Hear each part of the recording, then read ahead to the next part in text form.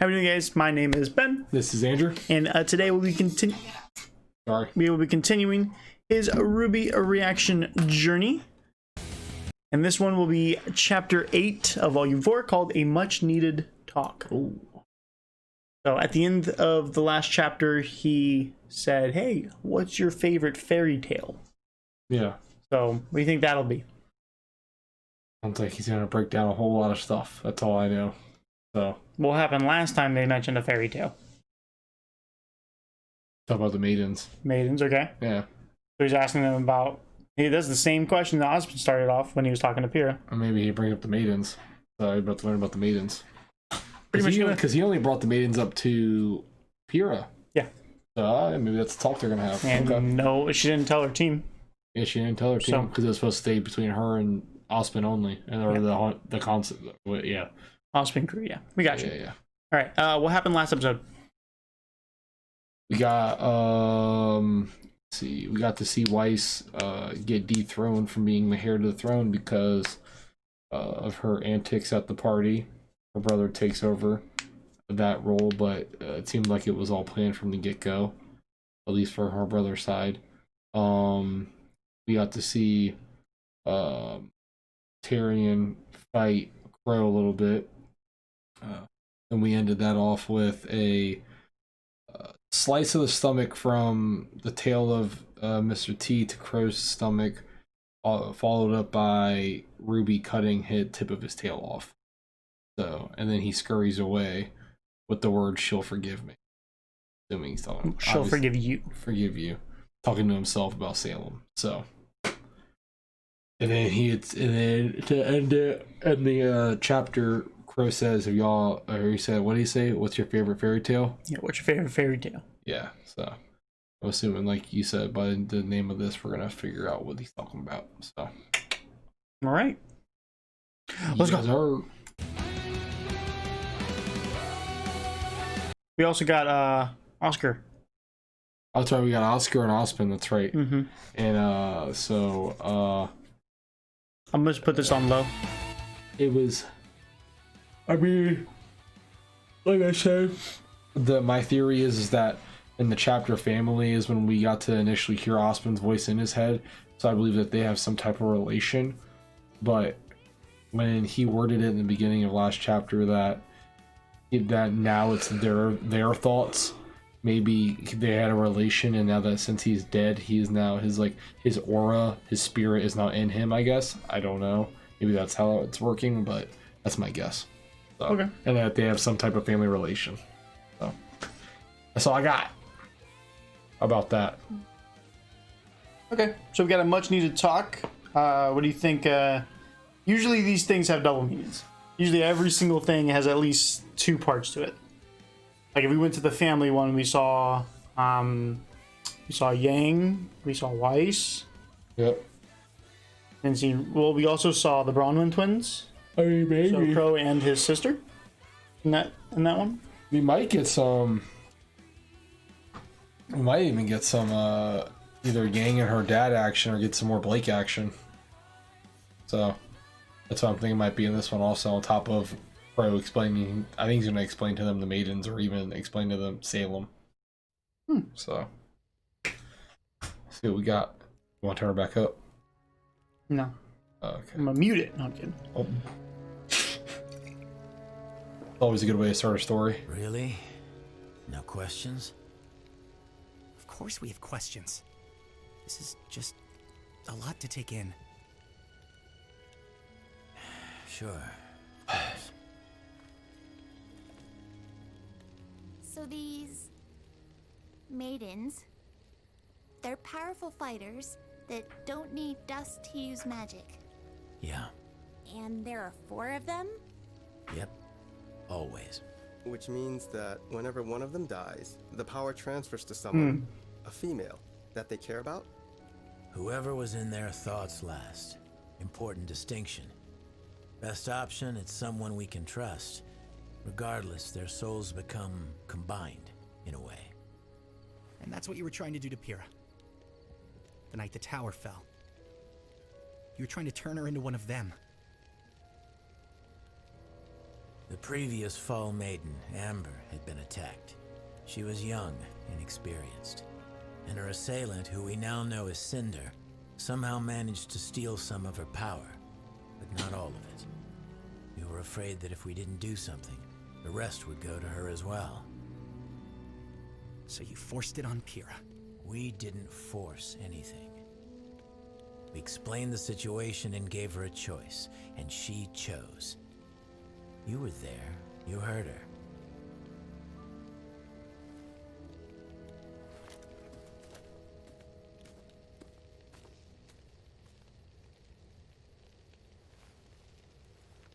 That guy, Tyrion.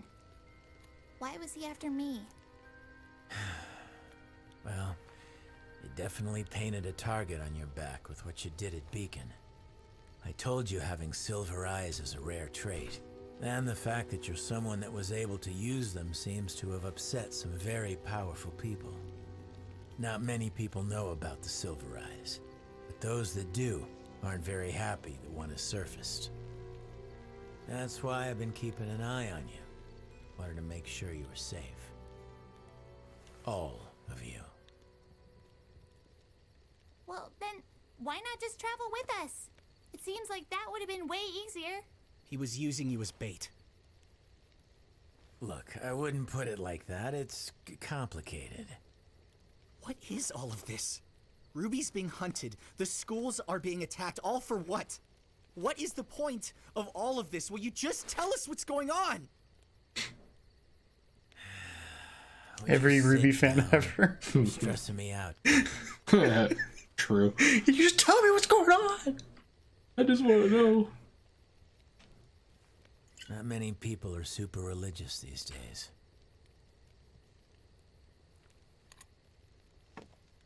This world's been around for a long time. Long enough that people have created dozens of gods. But if you believe Ozpin, 2 of them are actually real. They were brothers. The older sibling, the god of light, found joy in creating forces of life. Meanwhile, the younger brother, the god of darkness, spent his time creating forces of destruction. As you can imagine, they both had pretty different ideas about how things should go. The older one would spend his days creating water, plants, wildlife. And at night, his brother would wake to see all the things that the elder had made and become disgusted. To counteract his brother's creations, the god of darkness brought drought, fire, famine, all that he could do to rid Remnant of life. Life always returned. So one night, the younger brother went and made something. Something that shared his innate desire to destroy anything and everything. The creatures of Grimm. You guessed it. The older brother had finally had enough. Knowing that their feud couldn't last like this forever, he proposed that they make one final creation. Together. Something they could both be proud of. Their masterpiece. Younger brother agreed.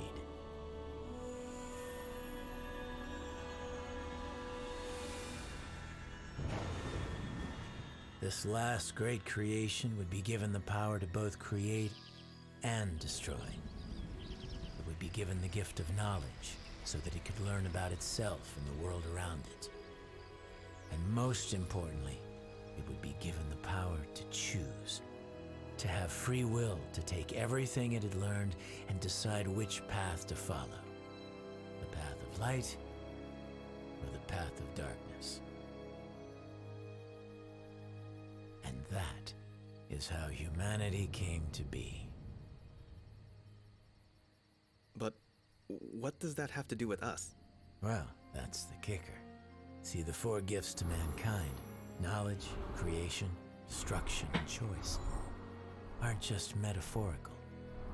Each of them exists in a physical form, left behind by the gods before they abandoned Remnant, and each of them is extraordinarily powerful. If someone were to collect all 4, they'd be able to change the world, and that's exactly what the enemy wants.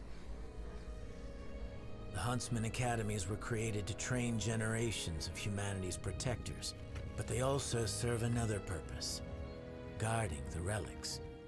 When Ozpin's predecessor founded the schools, he built them around the relics to act as a fortress.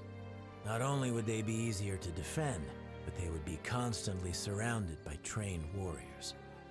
The hope was that hiding the relics would keep mankind from using them against itself.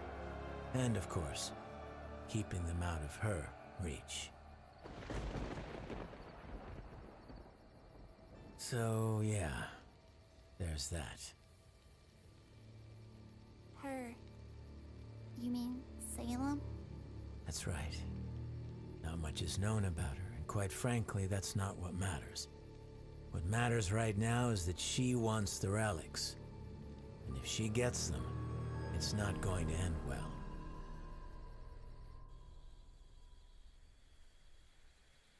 Because she wants that beacon relic. Because kind of lost it a little bit there for a second. So if they get the 4 relics, I don't want to they have the power of the god. Is that what they were saying? I'll go over it. I'll go over everything. Yeah, yeah. Just a little mark here. Yeah, everyone, just a second. You know, you can always go in and say hi. I don't want to bother him.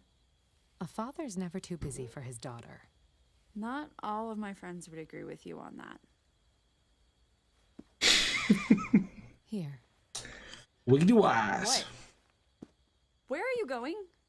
You've never been very talkative, but that boy you brought home loves to run his mouth.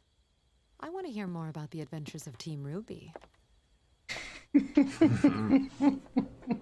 Collie, is that you, dear?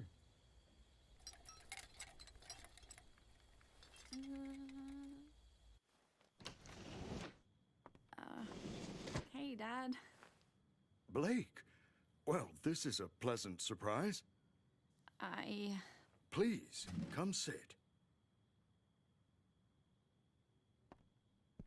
Don't worry, I've got it. Sit down, sit down.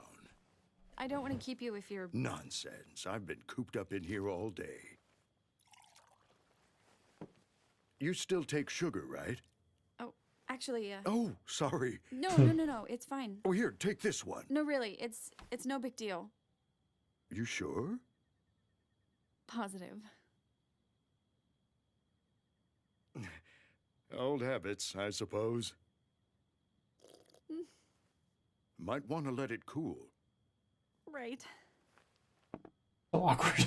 All right. So, is it warm in Vale? Huh? It just seems like your outfit doesn't cover very much. It covers plenty. I mean, a little more armor might help, don't you think? I'm fine. I don't need armor. I can look after myself. As he's bare-chested. You can. I know, right? I'm sorry. But his torso's protected. Because screw his heart, but his belly's protected. Why would you say that? Sweetheart, what's wrong? What did I say? How can you still love me after what I did? Blake. Your mother and I will always love you. You were right. I shouted at you and yelled at you, but you were right. I called you cowards. It's okay. I should have left the White Fang with you and Mom. I should have listened to you, and I'm sorry. I'm so sorry. Blake, it's fine. We never held anything against you, and I never feared you would fail. The only thing I ever feared was that you would fall down the wrong path. And I am so proud to see you haven't. But I did. It was... And you pulled yourself out. You came back. There aren't many who possess that kind of strength, and even fewer that have the courage to face their demons again. Vale, Mountain Glen, Beacon. You confronted the White Fang time after time. I didn't do it alone. No, you didn't. Which is why I wanted to ask you. Why did you leave Vale? Why did you leave your friends behind?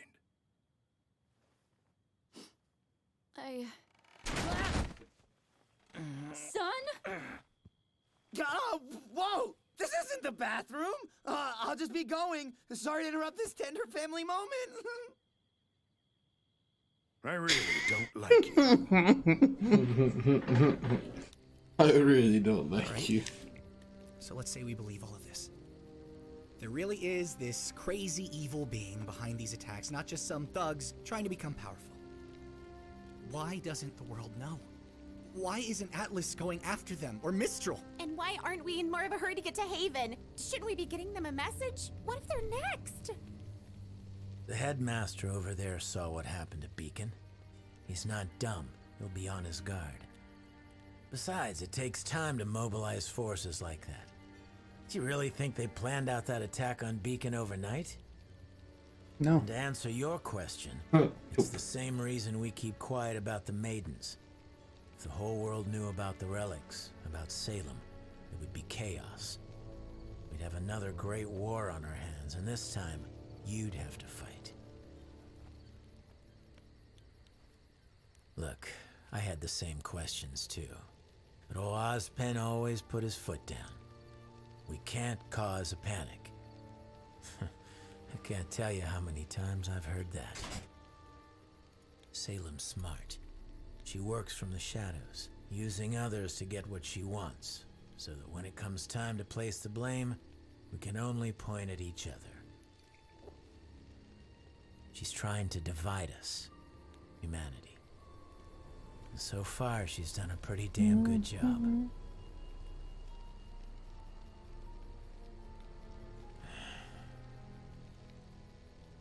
All right. So what should we do?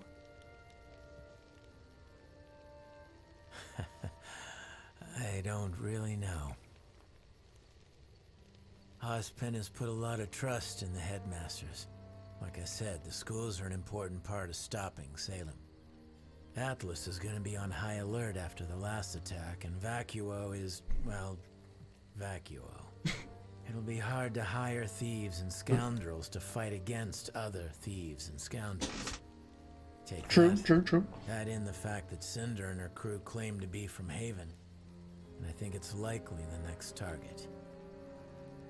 So, we're on our way to the headmaster. Haven't heard from him in a while, even before the attack. I'm hoping he has the answers.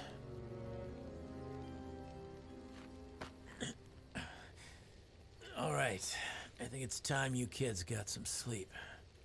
Uncle Crow, Yeah? this is a lot to take in.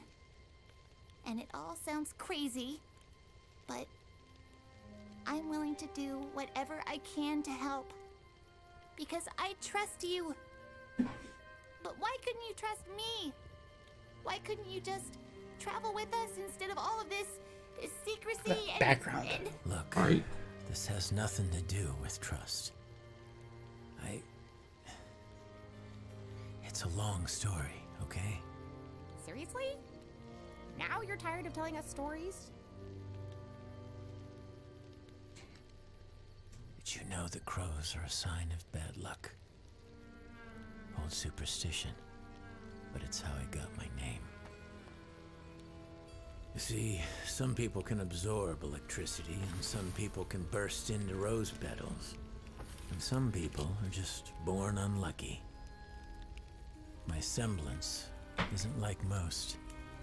It's not exactly something I do. It's always there, whether I like it or not.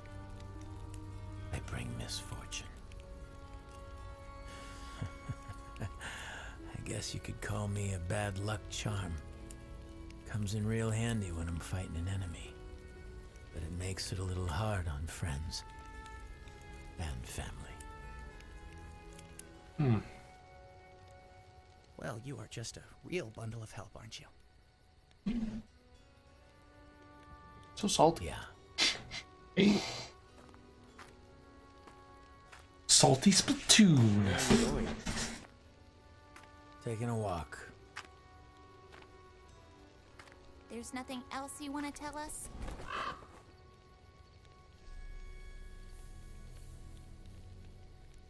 Not tonight. He said not tonight.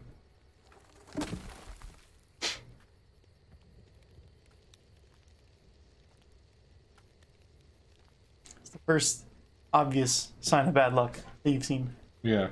Ugh. No concept of privacy, no respect for personal space. I'm sorry, okay? Ow! I'm sorry! Ugh! Look, I promise it was important. I needed to find you to talk to you. What, son? What could be so important? I was talking to your mom and she said something weird about the White Fang. I'm stopping you right there. But I told you. I'm not here to fight the White Fang. I'm not here to fight anyone. I'm here to rest, to figure things out, and to see my family. your mom said White Fang members don't wear masks in Menagerie, but I saw one at the market yesterday. I even got a picture. Son. Look, I'm trying to help. I don't want your help.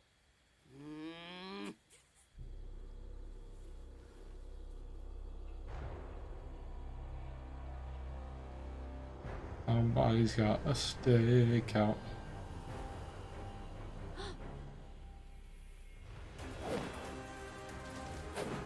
A freaking ninja? A spy. But why would... Hey, wait! What's happened? The White Fang is evil, I totally called it, and I'm bringing your daughter back!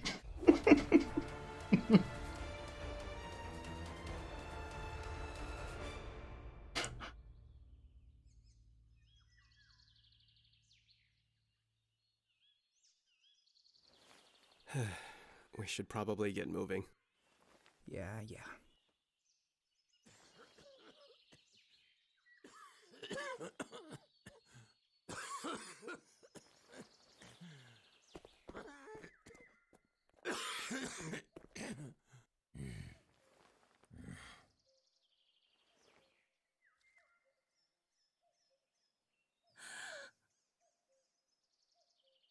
Well, that's unfortunate.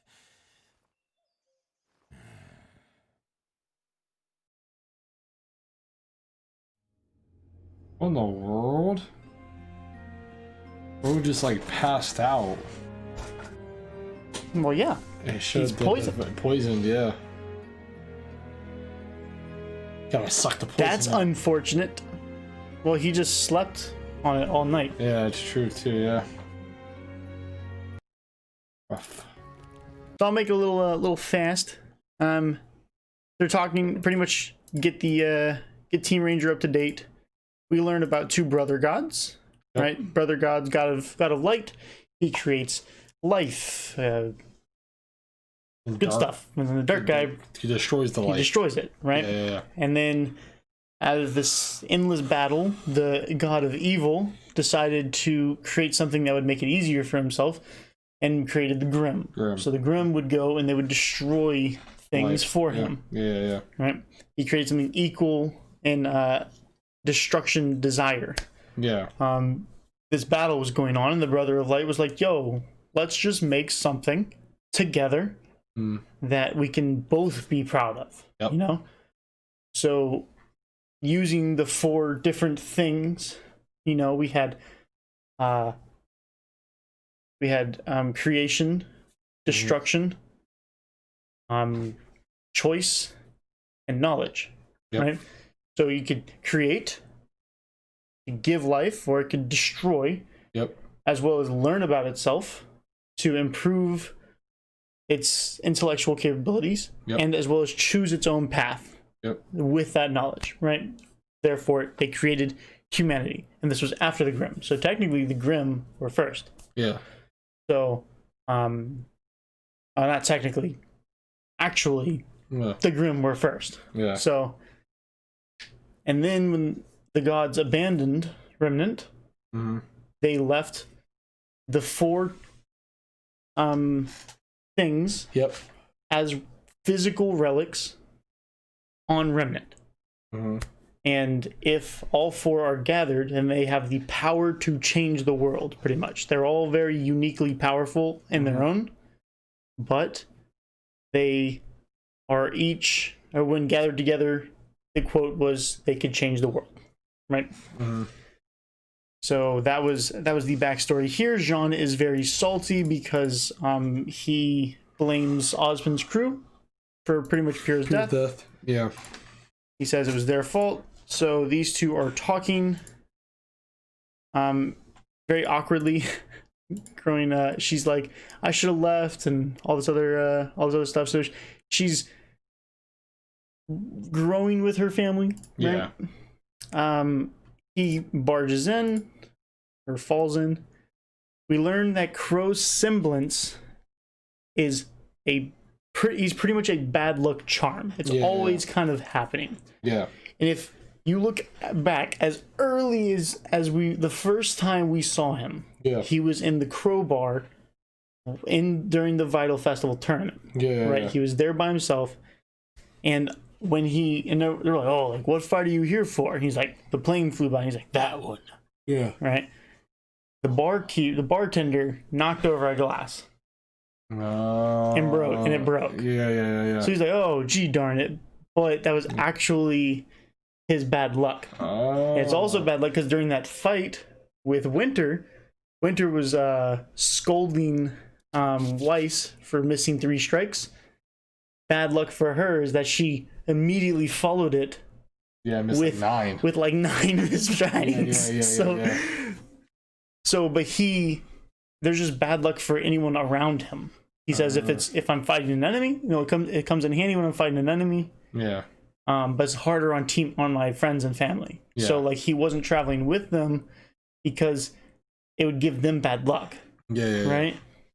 It would but he wanted to fight Tyrion alone because it would give Tyrion bad luck. But if they weren't involved in the fight, then they wouldn't have the bad luck. So the bad luck is when she joined in the fight, it wasn't because he didn't want her help. He could have used her help. It's just the bad luck kicked in, and that pillar fell down, which would have hit. It was a random pillar just sitting there, randomly dislodged, and fell. So it was just bad luck. But if you watch during the fight, there was another panel thing that had a crack in it. Yeah. That when Tyrion jumped onto it, he fell into it. Yeah. So bad luck, right? Everywhere you look, he pretty much has bad luck happening. All around him. And some have even said it could potentially be his fault that Beacon fell. Some people have said that because he was there, and obviously I don't think that, but whatever. Yeah. You could even say it was bad luck for Cinder when she was absorbing, because she only got half the power. I got you. You could say that, but then again, he just got there, so who knows? You can look at everything with kind of a little thing of that. So you can see the first immediate bad luck. Not tonight.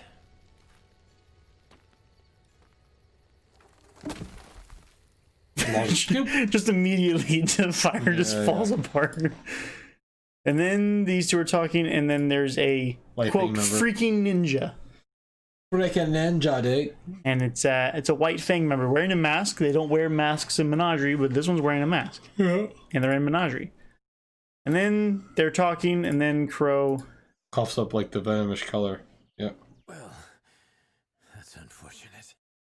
Right. That's unfortunate because he's a bad luck charm. And he just passes out. And then he passes out. So, that was the episode. What'd you think? Oh, it was pretty good. I kind of liked it. There's a lot of exposition in it. But... Yeah. I mean, it was a good backstory, man. It was cool to know that now I know there's 2 gods, and they're the reason that, and then they form themselves in like the one creation. And now I know what the relics are for and why the relics are so important, because you have the power of the relics, you have pretty much power of the world, so that's what it may seem like. So, and there's 4 of them. Yeah, there's 4 of them, the big number 4. And there was a relic at Beacon. Yeah. How many schools are there? 4. How many relics are there? 4. Yeah, so... How many maidens are there? 4. How many crew members on a team? 4. Told you, the number 4 is like just repetitive, you know? Yeah, I got you. So, yeah. All right. We're going to move on. If you could subscribe, like, comment, follow us on Twitch, that'd be great. And we will see you in the next one. Boom.